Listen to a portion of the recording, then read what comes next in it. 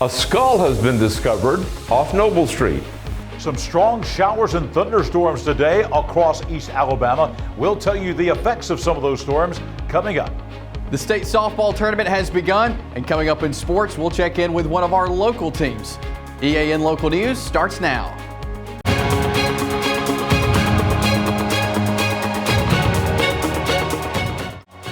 This segment of EAN Local News is brought to you by WM Grocery, located in Heflin, Wadowee, Roanoke, and in Piedmont. Good evening, and thank you for watching East Alabama Now Local News for Tuesday, May 16th, 2023. I'm Mike Stedham. And I'm Katie Edwards. Anniston Police were called to the 2600 block of Noble Street around 4:45 Monday afternoon by someone who had found a human skull in a pile of rubble on the side of the road. Investigators searched the area, but the search did not reveal any more bones. The case is under investigation, and police say the skull will be sent to the state crime lab in Huntsville in hopes of identifying it through DNA samples or dental records. Anyone with information about the case is asked to call the Anniston Police Investigative Division at 256-240-4000. Meanwhile, Anniston Police are also asking for the public's help in identifying the person seen in these photos. He's wanted for questioning in reference to a recent burglary case. Despite being recalled more than 2 months ago, cans of a powdered infant formula have been found in stores throughout Alabama and 6 other states, according to the U.S. Food and Drug Administration.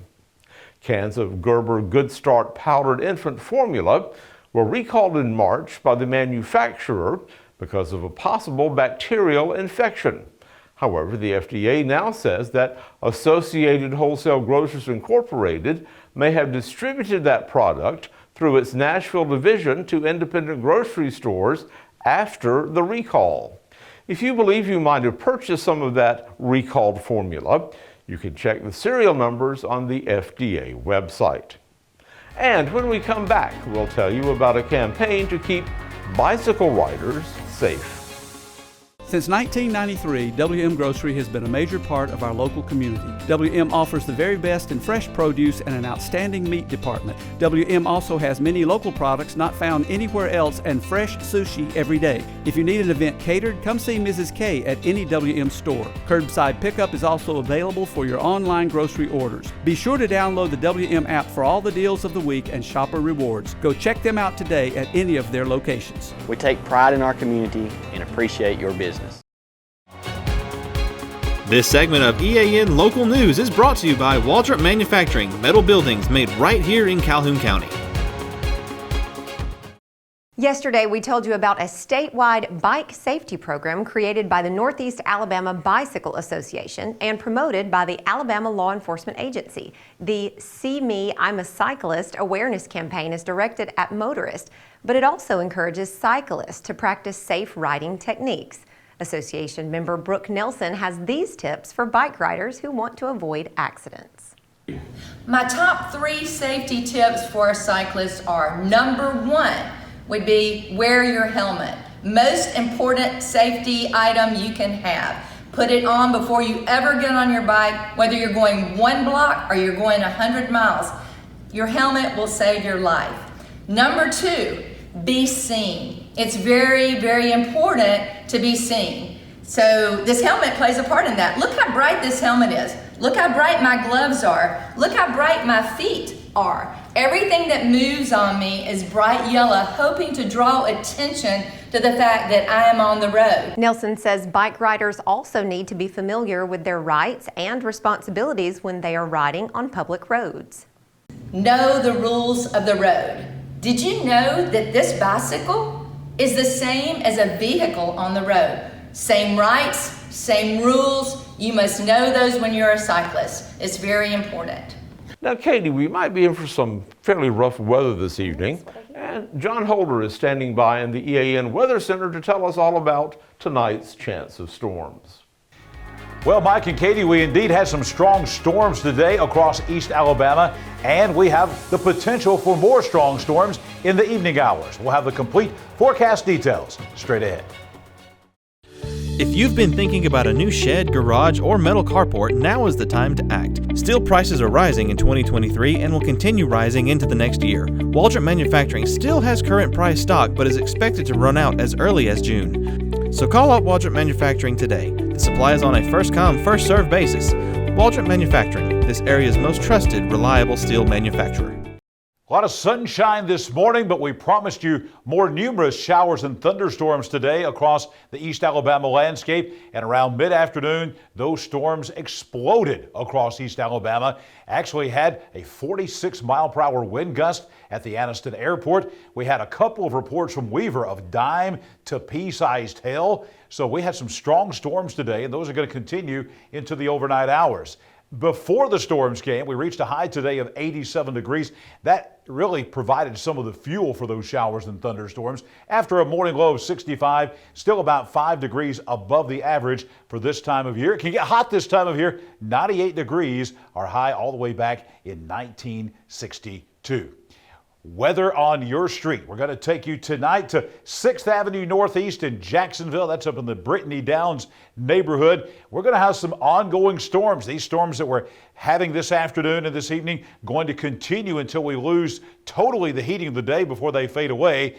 Just like last night, it could be a while before those storms begin to calm down a bit. 64 for the low overnight. Coming up tomorrow, temperatures are going to be a bit cooler. We're still going to have about a 50-50 chance of showers and thunderstorms tomorrow, but the high temperatures will be actually a couple of degrees below average. Tomorrow's high at 79 on Duncan Avenue out in Anniston. That's in West Anniston in the Randolph Park neighborhood. So if you're out at Randolph Park tomorrow afternoon, it will feel a little bit more refreshing and maybe a few more, or should say a few less showers and thunderstorms coming up tomorrow out at Randolph Park. For the rest of the week, cooler nighttime temperatures. That'll be the big story. Daly Street in downtown Piedmont, you're going to be looking at upper 70s for highs, upper 50s for lows. So we're going to see the average over the next couple of days, probably around 79 to 80 degrees for daytime highs. Where you're really going to notice the effects of this cooler, drier air that's coming in will be in the nighttime lows, as we're going to be in the upper 50s, around 58 to 59 degrees. You'll see those upper 50s on our 7-day forecast.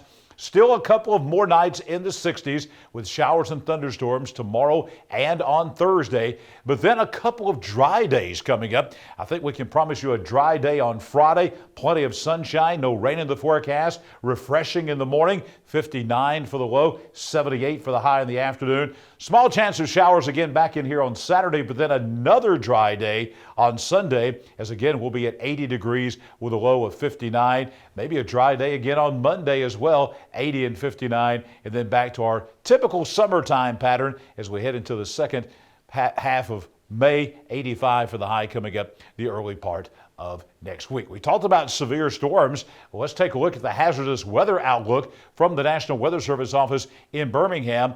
And indeed, you see isolated severe thunderstorms possible. The main threats that we're going to have throughout the rest of the evening are the same threats that we had during the afternoon hours. That will be very small hail, and then we could have some damaging winds. This is not a widespread threat, a confidence level only of 2 out of 5 from the National Weather Service, but we very well could see some more hail, some more high wind gusts in that 40 to 50 mile per hour range with some of those storms coming up tonight. The weather has been playing havoc with the AHSAA State Softball and Baseball Championships here at both Jacksonville State and Choccolocco Park. The Pleasant Valley Lady Raiders softball team, one of those teams playing today. Here's Chase Robinson with all the details in sports. Yeah, thanks, John. The AHSAA State Softball Tournament began today at Choccolocco Park in Oxford. We had our first local team up this morning. The Pleasant Valley Raiders had the Wicksburg Panthers up first. It took a couple of innings for the bats to get going for either team, but for Wicksburg, Kelsey Ellenberg got the scoring going for the Panthers, got a hit that scored 2 runs. Chloe Joyner then had a double with 2 RBIs to put the Panthers up 4-0. The Pleasant Valley bats got hot in the 5th inning thanks to Emma Harvey. 2-out double, cut it to a 1-run game, but it was not enough in the end. Wicksburg gets the 8-4 win in Game 1.